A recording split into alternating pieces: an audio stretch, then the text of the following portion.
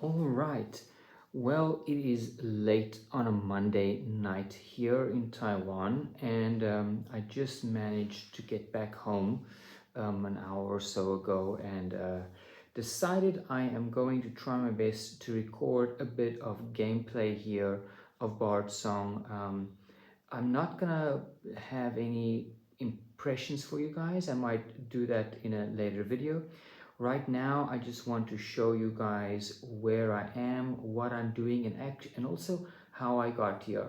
Um, I'm going to try and minimize the amount of spoilers, but I will just read some of chapter one's introduction, and this is literally the first thing that you read as you start the campaign. So it is basically just um, a little bit of a spoiler for the start of the campaign, and I'll just it's just to sort of set up um, in the scenario, give you guys a little bit of a better idea of where the characters are and what they're doing. I had finished the first two tutorials, which are the combat tutorial, which is just a one single room that runs you through a bit of combat. Secondly, I completed the adventure or exploration tutorial, which basically just teaches you how to explore a room to corridor to room to corridor and doing some basic combat until you have escaped the dungeon. Um, After that, there's a bit more rules that sets up and teaches you how to get ready for the actual scenario, for the actual campaign. And this is where we get to chapter one, and it looks like this in the adventure book. So it says that chapter one, the outer ruins. And I'll read a little bit here on the top just to give you guys an idea of what's going on. The dusty track begins to slope underfoot as you draw closer to the ancient forge. The gradient, gentle at first, grows increasingly steep with each step, until the night sky is replaced by the rim of the gully you're descending into. Even in the darkness, cracks and fissures are visible along the walls. It's as if the land has been dragged irrevocably ever downward by something towards the sunken ruins. Okay, over here you'll see some card decks that tells you how to set up your different aspect decks, the challenge deck, the battle deck, and the lost treasure deck. Now before you actually do this, you do set up an initial a deck of challenge, battle, and lost treasure decks. So there are a couple of cards that you start with before you add these ones, but this is basically what you start with. Let's go down a little bit here. It tells you progress tracker and how you get XP. XP you used to spend on increasing your character's stats and buying skills for them. Nice bit of artwork. This part is sort of important. I'm going to try and get this in for you guys. Now this little diagram shows you the progress of this chapter and sort of how all these bits flow together. Now, a lot of little icons here. Here you start, which is indicated by the stairs, and over here you'll see a door, which is the end of the specific chapter. However, you could also end here, and how these are all connected is by all these different nodes with different runes, and these runes sort of mean different kinds of encounters that you're going to be playing. An encounter you can imagine as like a single session where the characters go in the dungeon, they do some stuff, and they get out. That will be a single encounter. So and in between these are these connections, and you can see this is like a one-way connection. So if you had done something specific here, you'd be able to go here, and once you finish this encounter, then you'll be able to exit this dungeon. However, you could also go over here and do this encounter, potentially getting something that would help you to progress further down this one to another encounter over here. So you can see this is locked. These little book icons are narrative indexes, which you will go look up in this book, and it's sort of in the back there. You can see it says narrative, so I'm not going to show anything there. That's spoilers. But yeah, that's the basic gist of it. Now, what I have played so far is I'd started here, of course, I'd finished this one, and I had finished this one, and something made me choose to go here instead of here. And that'll leave you guys to find out for yourself. But anyway, I'm in here right now, and you can see this is not a one-way street, so I could potentially come back here and go down if I had finished and found what I needed to progress here. Or I can decide, no, I don't want to do it, and then go back here. Anyway, so this is where I am right now, and this is the state of the board as right now. And I'm going to move this up so you guys can get a better view of it. Oh, and I had knocked down my door. So put that back. I'm going to go back up here to give you guys like a bit of an overhead. Sorry for the shakiness. Like I said, it's late. I'm pretty tired. I'm doing my best here. So far I'm just 3 tiles in. The starting tile over here, which you always start in the same starting tile. You can see those stairs moving down. And then out of the starting tile, there are 3 portals. Now, portals are what they call exits out of a specific tile. And my heroes have moved in here. And what do you know? Got some enemies right here that we got to deal with. So I'm going to put this back over here.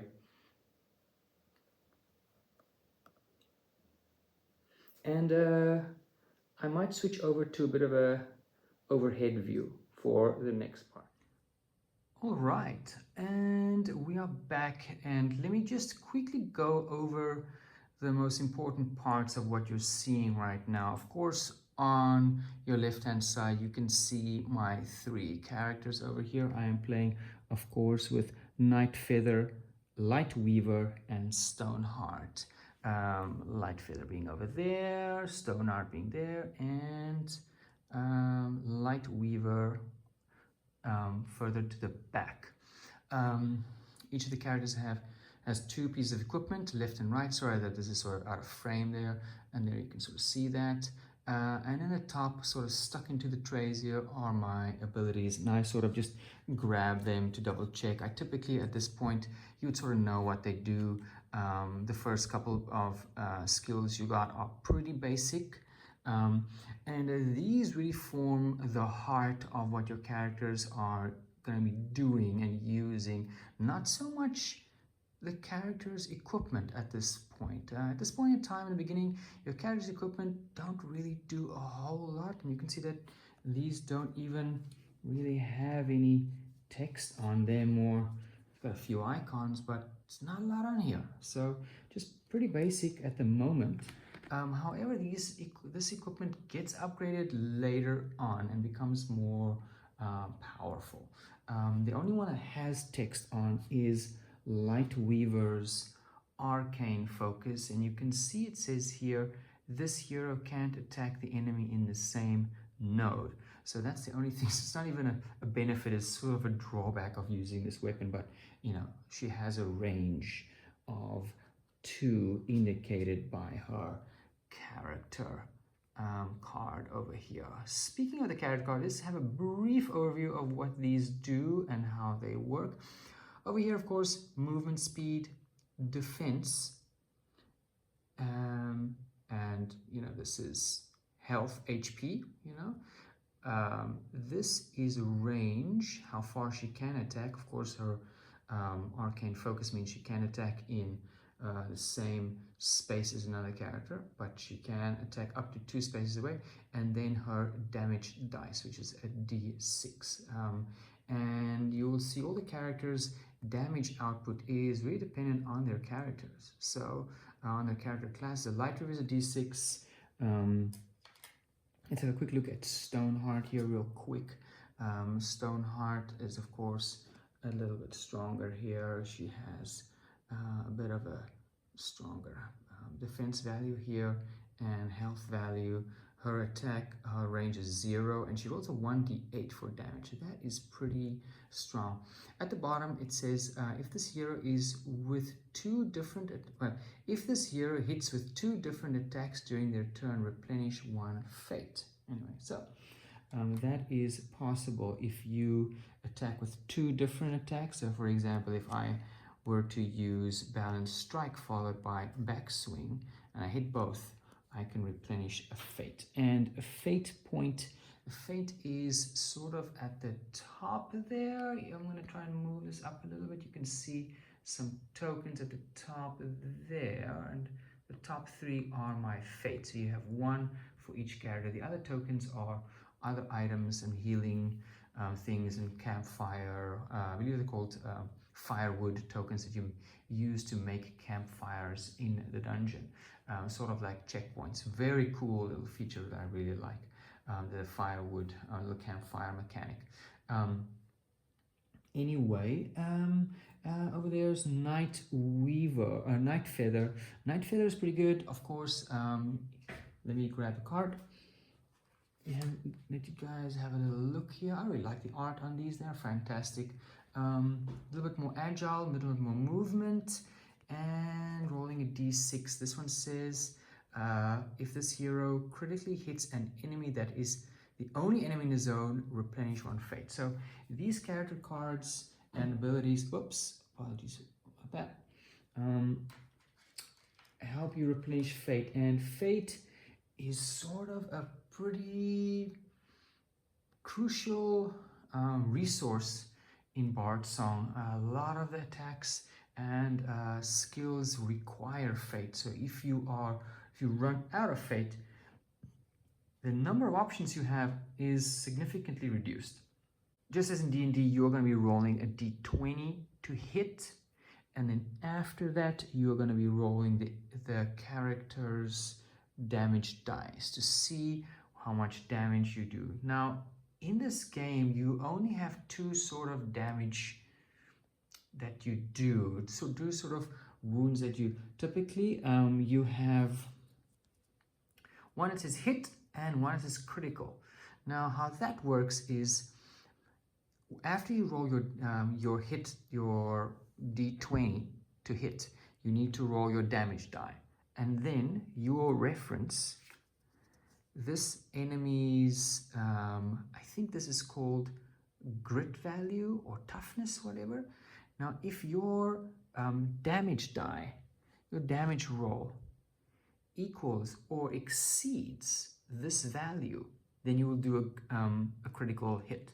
If anything lower than that, you'll just do a regular hit. So you're either doing a hit against this monster, you either do a hit which is on a 1, 2, 3, and a 4 or higher, you're going to be doing a critical hit. So you're always going to look at hit and critical hit on the character's abilities and what they do. In this one, Backswing, for example, hit gives a wound, critical hit gives a wound and a push. So you'll be pushing this enemy away 1 space if you hit it. This one says if this attack hits after resolving the effect, apply the same effects to another enemy in the same zone. Pretty useful if you're running into a group of monsters, which will probably happen soon.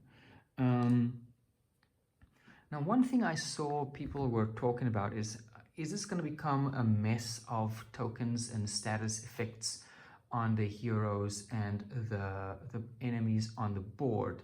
Now everything is sort of added here. You can see I have a fatigue token here, which gives me disadvantage on my next attack roll, I believe, or my next any of my next skill rolls, and then I can discard this. So you don't really have that many.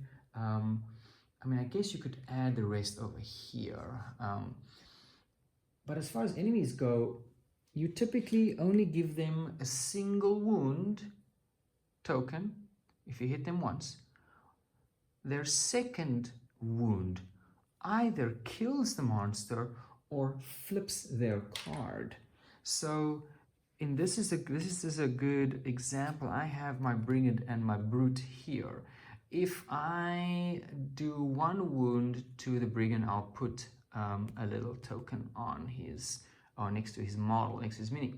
However, if I do a second attack, a second wound, what this means is on a second wound, what happens? It means this brigand character will die. And of course, if you had killed all the brigand characters, you will get 1 gold, and you would remove the brigand from your initiative track, which is over here at the bottom. Now the brute, for example, has 2 sides. Now let me see, do I have the right side?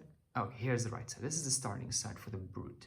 The brute movement 2, and then his grit is 6, so pretty tough to get a critical hit on him. Most of the times you'll just be doing your regular hit. Pretty hard to get a critical on him. However, if I do 2 wounds, I'm going to be flipping this card, and you're going to get a slightly different version of the brute. Now he becomes a little bit harder to hit.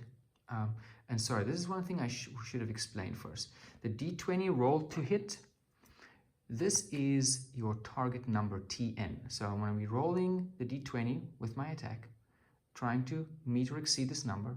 Then I'm going to be rolling my damage die, which in a lot of cases is a D6. In Stoneheart is a D8. In Stoneheart's case is a D8 to beat that number. So first, rolling for target number, then rolling for this grit number. And then you're either doing 1 or 2 damage based on your skill that you're using. And so he is a little bit tougher. First, it's just an 8. And he has there's a disadvantage disadvantage for melee attacks against him. So after that, he loses disadvantage, but it's hard to hit him. And then after he gets his second wound, so basically his 4th wound, so 1, 2, 3, 4, and then he dies. He drops 2 gold. Now they also have hits and misses. Now what's interesting is monsters do not roll dice. Player characters will roll defense, so they automatically attack, and it's already automatically assumed that they hit. But after they sort of hit, in air quotes, you have to roll your defense. The monster comes up and hits you, and the only thing you do is react and roll your defense. Now, if I had beaten his target number with my defense, again, you're always trying to beat this target number, it's a miss, and he's just going to push me. But if I roll under that target number, he's going to push me, and he's going to do 1 wound. Now, heroes, when they get a wound, they do not get a wound token. They get these wound cards. Now, wound cards are typically, I just place them on top here, sort of easy to see how many. And if I add a second one, I'm just going to stack them up here, just for space saving sake. However, sometimes you can get serious wounds. And when you get serious wounds, you flip this over instead. Now you get a different status here. It says, this hero can't make attacks. Discard this token at the end of their turn. So pretty terrible. Some of these serious wounds. Frightened. Gouged eye. Pretty intense.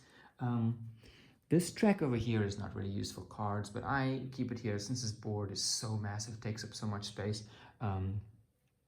I sort of use this space as well. The last thing is enemies also have specific behavior denoted by the icon on the bottom. Now these two both have this little slashy icons, and if I go look at the behavior card, I see this one says ferocity, and you try to resolve this from top to bottom. For example, this one says attack the hero in the same zone, charge a hero in an unengaged zone, charge a hero in an engaged zone, or move towards the closest hero. So he'll always follow this attack pattern. Other enemies would follow different attack patterns. For example, this one is called the Disciplined, and he has a little bit of different behavior. Some enemies have 2 behaviors, so they'll do the first one and then the second one. This one is Cautious. And then there's a few others over here. But that's it for just a basic overview of how attacks and defense and so on works. I'm sort of just shooting from the hip, guys, so forgive me if it sounds like I'm rambling. But let's get in to what's happening on the table right now. All right, so let's get into combat here.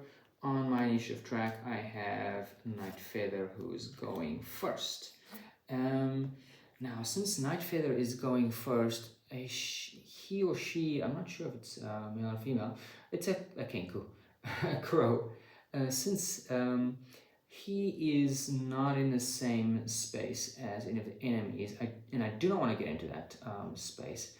I do want to try and get an attack in and then maybe get out of there. So I am going to use my throwing knives attack, which will deal 1 damage on a hit and 2 on a critical, and I get 1 hit to a +1 to my attack. So that's going to be pretty great. So I'm going to go ahead and roll my d20, and I'm going to feel like I should probably either thin the horde here of these brigands or try and soften up this brute somewhat. Oh, this brute needs to be the other side. Okay, I'm going to go for this brute. I want to soften him up a little bit. So I'm going to roll it, and I got an 18, which is a hit. So I am going to be rolling Night Feather's damage dice, which is a d6, and what I'm trying to beat is a 6, which is gonna be hard. A 6 on a d6 to do a critical hit. Otherwise, I'm just doing a single hit, and I rolled a 4, so he is going to get a single wound right there. All right, that is my first action. I get a second action, and I feel like maybe I want to get out of there. I don't want to be close by, because if they are going to start attacking, I'm going to be lowest in, or Night Feather is going to be lowest in initiative order. And therefore they'll be targeting him if there are more than 1 heroes in the same zone. So I think I'm just going to move back just 1 space to get out of there. And after they are done, I'm flipping. I am tapping their card. Next is Light Weaver. It is Light Weaver's turn. She can move 2 spaces, 1, 2, and that's her first action. Her second action is going to be I can spend a focus token to do the Arcane Bolt, which lets me roll my 2d6s and choose the highest number.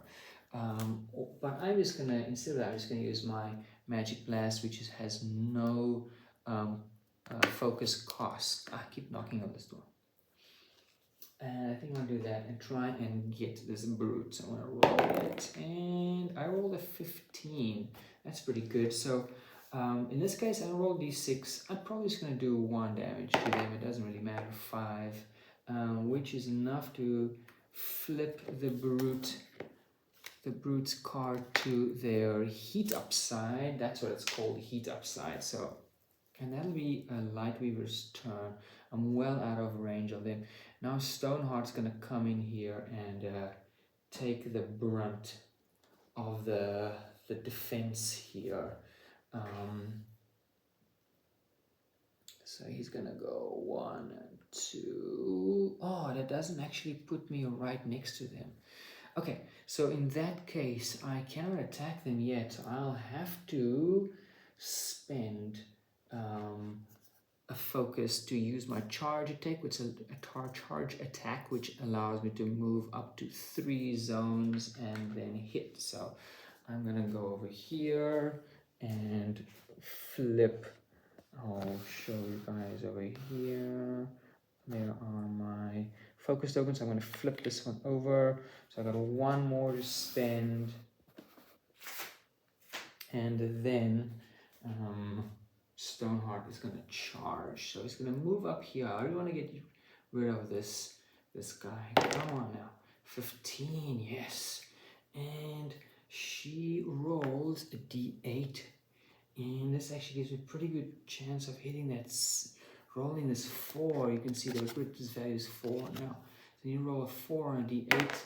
And I rolled a 1. It's not good enough. So this is gonna go there, and that means it is the enemy's turn, starting with the brigand. So Stoneheart's gonna be taking some damage. Now I did make a mistake here. I should have rolled disadvantage when I did that first attack. So I'll keep this here and remember try and remember to do it next time.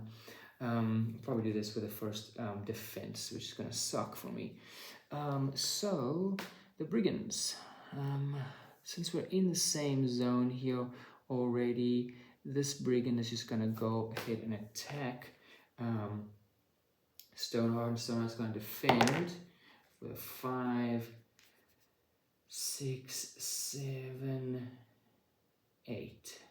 Okay. So that's an 8, and since I need a 9, that's just not gonna cut it. So sadly, Stoneheart's gonna take a hit here, and I'm just gonna put a little wound card on Stoneheart. That was the first brigand. This one is activated. The second one will attack the hero in the same zone. Charge a hero in an unexplored, unengaged zone. I'm just gonna put this over here. Since Stoneheart is not in the same zone,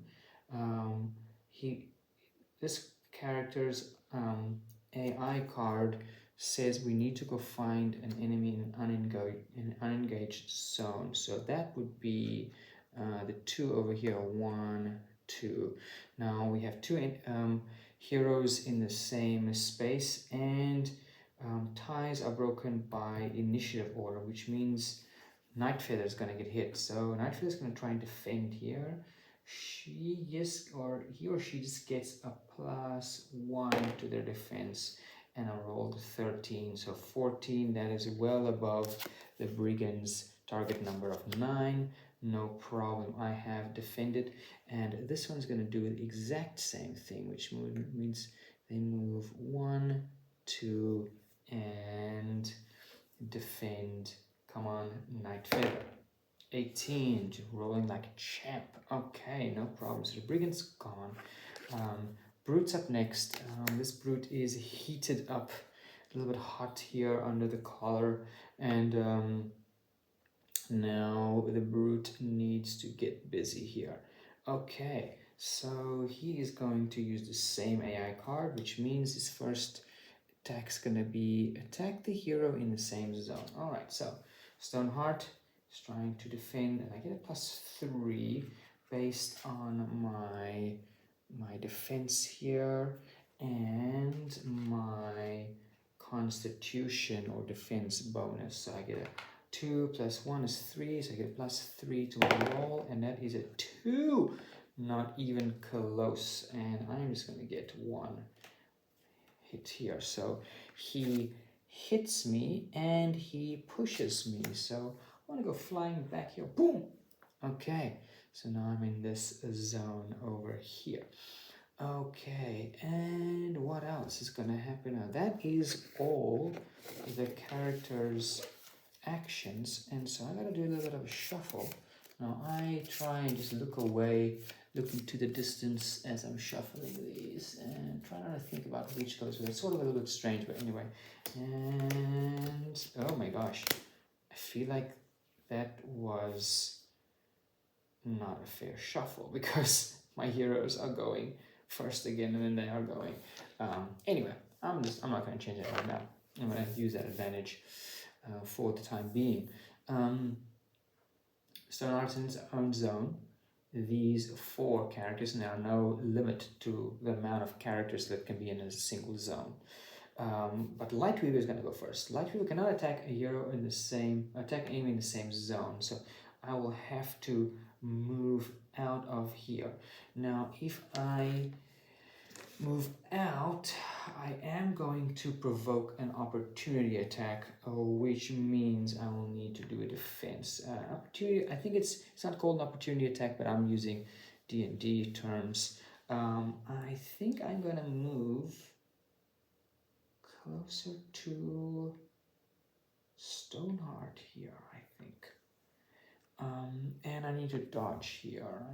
I believe, if I can roll higher than the brigand's target number, then I can get out of there. Can I get out of there? I roll a 16, so I'm gonna zigzag through them and stand over here. I guess I'm doing like a little acrobatic maneuver to flip over them and get behind them, and they're all like wondering where Lightweaver went, and then I'm gonna go roll for attack and do my magic blast. So 17, like a champ here. And I'm gonna roll my damage die against this guy, and I roll a 6. Lightweaver is on fire. So Lightweaver rolls a 6, which on her magic blast card means I'm gonna be getting 2 hits. This is gonna be a one and done. Boom, blasting out this guy. Well, I guess she's sort of pointing towards this guy, so he gets blasted away. I'm just gonna put him to the side, and then that's Lightweaver's turn. She moved, flipped over those guys, and blasted them from the side, leaving only one brigand over here. Nightfeather is alone here. Now, Nightfeather gets a little bit of a bonus here. If this hero critically hits an enemy that is the only enemy in the zone, replenish 1 fate. And if I use Piercing Strike, which I will, I get a +2 on my damage roll. So I'm using Piercing Strike here. I need to get a critical hit. If I don't, I'm just going to dodge away. So this icon over here means dodge on a hit, and on a critical hit, I'm going to get 2 hits and a dodge, which means I can move a zone. So she's going to try and hit this guy, 16. And now I gotta ace my damage, so I gotta get a 4. I gotta get a 4 on my d6 to get a critical, otherwise I'm just gonna take. And I rolled a 4. Can you believe it? So Nightfeather just stabs this guy as she dodges over here into the zone, leaving this guy bloodied and dead on the floor, taking them out. That's wonderful. Nightfeather are doing an amazing job. Now, I believe that was my first attack. I still have one more attack, one more action. So how about I guess I'm just gonna move over here. Not to be in the same zone as all of them. And that's it. Nightfeather is done. I could have used Throwing Knives. That would have consumed my last fate. Oh, speaking of, I did critically wound that enemy, so I do actually get to replenish one of my fate over here. That's wonderful, actually. Well, in that case, if that had happened, I would have been here. So then I will actually spend this fate token and I will use Throwing Knives against the brute. See if I can kill him. 14. Incredible. And basically whatever I roll doesn't matter because my Throwing Knives will do a hit of damage on a regular hit. So that's amazing. I mean, if you'd imagine what happened there was Nightfeather stabbed the brigand over here, dodged here, and then let go of her knife and Throwing Knife, killing off this brute over here. And that effectively means the brute is gone and I can take their card out of initiative or back into that one. Which leaves Stoneheart up next. So Stoneheart's gonna move in there. Gonna roll for attack, just a regular attack. That's a 6. That's not great. That's all I can do because I moved an attack. That's all I can do. Very uneventful. Brigand's turn. Brigand's gonna attack the enemy in the same zone, and I rolled 13, which means I defended. So we are starting back. Now, one thing I did totally forget to do after my previous round is after each round after each turn of all the characters. I do need to roll a d6 to see if the echo token moves. On a 6, hazards activate. On a 1 or 2, the echo moves. I don't have an echo on there yet. Okay, so let's see who goes first. See if I want to try and not cheat this time. Looking out at the distance, and who's going first? And it is Stoneheart, Lightweaver, Nightfeather, and Brigand. I swear I'm not cheating. That's just how it comes out. Anyway, Stoneheart's probably gonna finish this guy off. A 7. It's not good enough. My second attack is there's B for Bardsung. That's a natural 20. Restores a fate, rolling a 20 or rolling a 1. And then I rolled my D8 as my damage to that. We'll just give him a single wound, which I'm totally fine with. And next is Lightweaver. So Stoneheart is done. Lightweaver goes next. Just gonna stand there. Attack first one, 3, doesn't hit. Second attack, a 1. Critical fail, but I restore a fate. That's kind of sad. Lightweaver, sort of disappointing. Nightfeather coming in here with a move and hopefully take this one out. 14, that is a hit. And no matter what I roll, because I'm using my regular piercing strike. Oh no, actually, I do need to roll critical to kill him.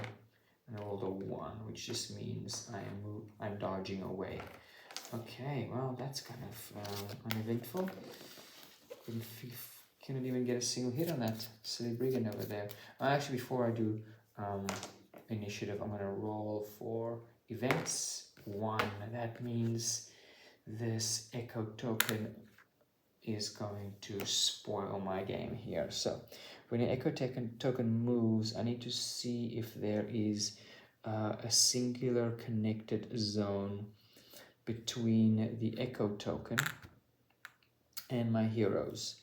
If I had closed this door, which I absolutely should have, I would have divided this into different zones. So then this one, the echo token would have come in and not bothered my heroes. But since the door is open, it connects this whole zone. So when that happens, I have to go here into this little deck of wandering monsters, and I gotta shuffle. And this is also set out, so I'm going to shuffle these real quick. And what do I get? There's a possibility that there's something bad in here. I'm trying to not cheat here. I'm trying to close my eyes. And I'm going to take whatever's on the top here. And this is just an echo. Safe for now, but something is definitely out there. Echoes don't make themselves after all. Place this card next to the marching order for the remainder of this encounter. Subtract -1 from each event roll. So this is going to make it harder to negate this event roll. Now I'm taking off this echo token because it is activated already. I'm going to shuffle the initiative order. And I'm going to place it on here. This time Brigand goes first. Okay, just to show that I'm not really cheating. And let's see what's going to happen here. So Brigand's going to go first. Brigand's going to attack Stoneheart. Stoneheart's going to defend with a +3. 10 + 3 is 13. Defended. Nightfeather's turn. Nightfeather's going to move in here and try and do a piercing strike. I need to hit and do a critical. I hit. Need to do a critical. It's 4 or higher. 1, so they're just going to dodge back. Lightweaver is going to turn her staff's blasting side towards the sky and shoot him with a magic bolt. That's a 16, it's a hit, and roll d6 for damage, and 4, that is enough to kill him. Actually, any hit would have killed him. Okay, and that effectively takes out the Brigand, and I get a coin. I should have actually gotten a coin from killing the brute as well. So I'm going to add 2 coins over here, or 3 coins to my stash, which is located on this side. And I can continue my explorations. I'm going to move this over here so I can continue exploring. So that's effectively finishes this card. And typically you can keep the room cards on here, but I feel like this is not necessary. I'm going to drop that one in here. So now here's a little something, a little side note. According to the rules, you're supposed to shuffle. Shuffle initiative cards after each round. Now, I don't typically do that. I feel like it's kind of unnecessary. I just keep it as is, but once there are enemies involved, then I will do that. All right, so let's sort this out a little bit. Stoneheart. It is Stoneheart's turn, so I feel like Stoneheart needs to go and explore. So I'm going to use Stoneheart's turn, since she's already adjacent to this door.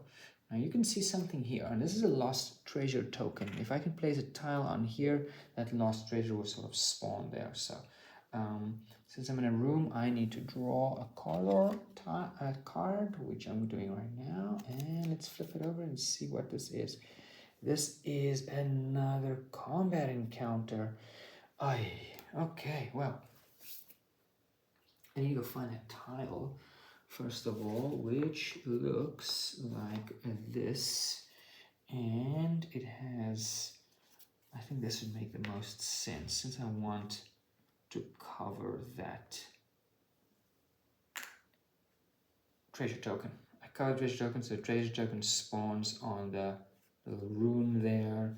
I need to go grab the enemies that coincide with these 3 runes. Well, that's basically all the different enemies. I need to double check my campaign book to see what enemies are which. Sorry for the glare. So we got Brute and Brute is over here, Brigand over here, and F is Raider. Brute, Brigand, Raider. Okay, so one of each. Brute in the furthest most corner, Brute, Brigand, and a Raider. Okay, now because I've drawn this one, I still need to draw a little combat card. Combat card, which is going to modify things. Ooh, I don't like the sound of this. It says Spear Trap. Okay, let's see what this says. I hope this focuses okay for you guys. This one says, a spear hangs from the ceiling. Is there a way to use it to your advantage? If the heroes have a lever token, defeat an enemy on this hero's choice, then discard this card. Or if this hero can spend a toolkit to make a target number wisdom action roll. If they pass, defeat an enemy of this hero's choice. If the hero fails to roll and doesn't spend a toolkit, this card has no effect. So I want to, oh, this is actually great. This actually helps me. I could take out that brute over there. So since, I needed to move Stoneheart in here when she explored. This hero can spin. So I'm gonna go look. My village is not, my wisdom, I think, not the most. But I'm gonna go take a chance here. I need to roll an 8 or more. I don't have any bonuses. And I rolled a 2. That's too bad. Spin a toolkit. I still need to spin the toolkit, which is here. And so toolkits come in handy in different ways. Another one is to open up these secret passages over here and over here. That's kind of sad. It would have been great to take care of that guy over there. Now I'm going to go grab the initiative cards for the brute, the brigand. And the raider. I'm gonna shuffle these again. Shuffle these real quick. And okay, why not? Why not? Who's gonna go first? Okay. So let's see what we got here. First up is raider. Stoneheart, Light Weaver, Brute, Night Feather, and then lastly the Brigand. That's going to be my initial order. I'll move action over to here again so you guys can see what's going on. So first up is the Raider. Okay, Raider has two AI cards, that behavior cards that they use. The first one is Cautious and then Retreat. He has the Raider also has a range of 2. Target number of 10. Okay, so Raider is going to, of course, first of all, Cautious. Attack the closest here and move until now, and then retreat. So attack and then retreat. So Stoneheart's going to defend with a 5. That's not great. 5 plus 3 is 8. Not good. So Stoneheart's going to take her third wound card, which I'm going to be placing over here. Just have a look at my status here at the moment.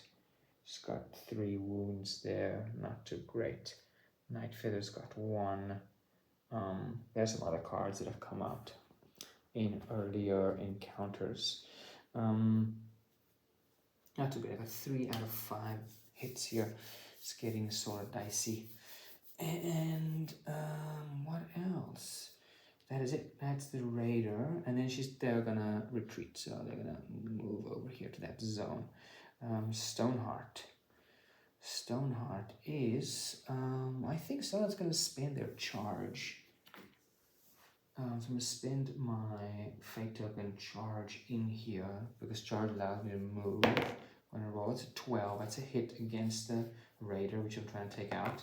And then I'm going to roll my damage. 7 with my charge. And a critical on a charge is 2 hits. So I'm just going to whack this Raider out of here. I actually should have been targeting the Brigand because they're next in initiative. And this one gives me a little coin there, which I will add right now. Okay, that's it. Pretty successful. Okay, well, actually, Stoneheart had done her first attack, which was a charge. Her second attack, she's just going to use her regular backswing, not balanced strike. That's a 6 plus 2 is 8. Against the Brigand, that does not hit. Okay, never mind. Lightweaver is next. Lightweaver's first action is going to be moving. Second action is going to be Magic Blast. And that's a 16, that's a hit. And a 4, which I believe is a critical hit. That means 2 hits on this Brigand. Brigand is done. Brigand is out of initial order, and a token is dropped for our heroes. I'm running out of tokens, so I'm gonna flip over this one. 5. 1, 2, 4. Take back some of these. Okay. Now it is going to be Brute. The Brute's gonna go here. Move 1 and attack. I'm defending 8 plus 3 is 11. This is more than the Brute's target number there, so I am fine. But he misses, so he pushes me back. And that is the Brute's turn. Night Feather is gonna move 1, 2, and wait a minute, I believe I did 2 successful hits, didn't I? Can't remember. Anyway, Night Feather is moving in there, and so 1, 2, 3. I'm in the same zone. I'm gonna do a piercing strike. 11, that's a hit. Now if I can roll a 4 on this guy. Oh, actually, he's not heat up yet. I still need to roll a 6 on a d6. And that's a 1. So I'm just going to move back. Okay. So before I do this, I got to roll my echo. Oh, shoot. One thing I forgot to do is... Oh, no. That's a 4. That's lucky. I should close this door. I want this echo to mess with my heroes here. I think that's what I'm going to do as soon as I can. Okay. 4 minus 1 is 3. I'm still in the clear. 1 or 2 would have triggered that echo. Okay. What goes first? Light Weaver, Brute, Stone Feather, a Stone Heart, and Night Feather. So that is my current initiative. And let's see what happens. Okay, Light Weaver. Light Weaver is going to close this door as her first action. Second action, attack this guy. 19, that's a hit. And a 4, that gives him 1 wound. Brute's going to attack, Brute's going to move in here. Squeezes in here. Light Weaver has to defend because she's lowest initiative order. 8, we're getting bonuses. Yes, I have 8. I beat the target number, so she's fine, but that pushes me away, which I guess pushes me back here. Light Weaver and Brute down. Stoneheart, where she wants to be, she's going to attack twice. Once, and this is 6 plus 2, that is a hit, which I'm just going to do right now, which means this Brute's going to flip over. We'll take this wound away. As her second attack, she's going to do, 12 is also a hit. And roll, I think I rolled the wrong dice there for her damage. 2, gives her 1. Hit here. Next one is Night Feather. Okay, Night Feather is going to use. I'm going to use. No. I'm just going to use my regular piercing strike. 2. That is a miss. I can immediately dodge away. Okay. Before I do initiative, I get a roll event. 6. No echo moving. This is my new initiative order. We got Brute first, Stone, Heart, Light Weaver, and Night Feather. Okay, that's not right. Brute attacks, Stoneheart defends, pushes me away. Stoneheart will move in. First action, second action attack. 14 is a hit. And 8 would kill this guy. Alright. So as you can see, once you're sort of familiar with the actions of the heroes, combat flows pretty quickly. Alright, so Brute's gone, giving me 2 coins here.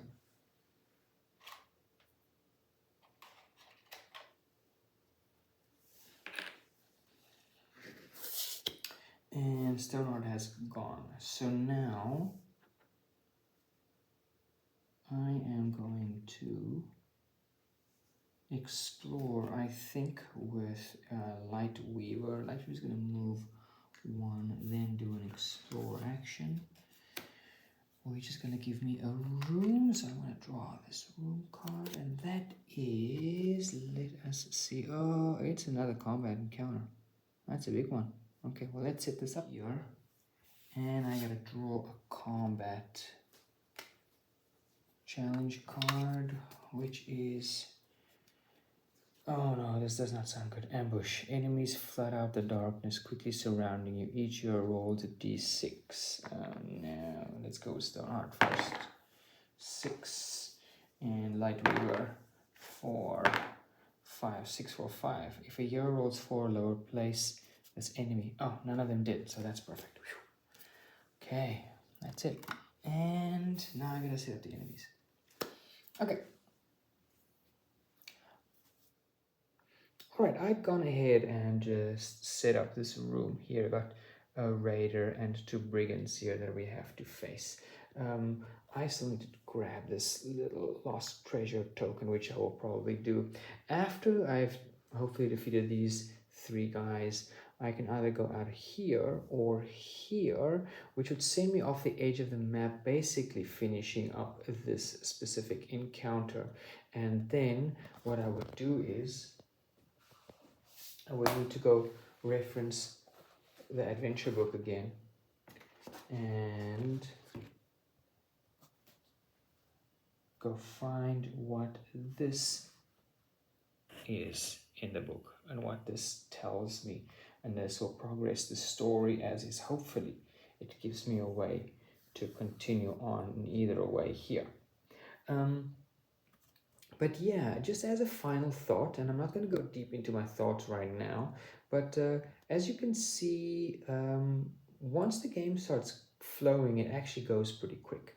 You sort of get familiar with the enemy's attack patterns pretty quickly. The first sort of adventure here, this first encounter, first few encounters, all you basically only have 3 enemy types, and the only exception to the rule is when you go here and you start drawing from these other cards, the echo cards, the wandering, and they are giant spiders and giant rats. Yeah, it flows pretty quickly. I have to say, if I don't have to narrate everything I'm doing, and it's just me in the game, um, I can get through a whole, encounter like this in maybe 30-40 minutes if it's just a basic crawl. Now that's not the only type of encounter there's a few other ones which I haven't actually played yet, but this one's pretty simple. You move from room to room doing challenges, killing enemies and so on. And it flows pretty quickly once you have the basics down. Now to get to the first scenario, you do got to play through the tutorials, and it can take a little bit of time to go through the rules. It's not a complex game, but it has a lot of rules that you have to know up front before you can get going. For the most part, it is sort of easily laid out for you and lets you get into the game pretty quickly. Anyway, I hope this was useful for you guys. I hope you guys enjoyed this. Please let me know down in the comment section what do you guys think, and if you have any questions you want me to address in future videos of Bardsung, please let me know. Anyway, I hope you guys are having a fantastic week, and I hope to see you guys again soon. Bye bye.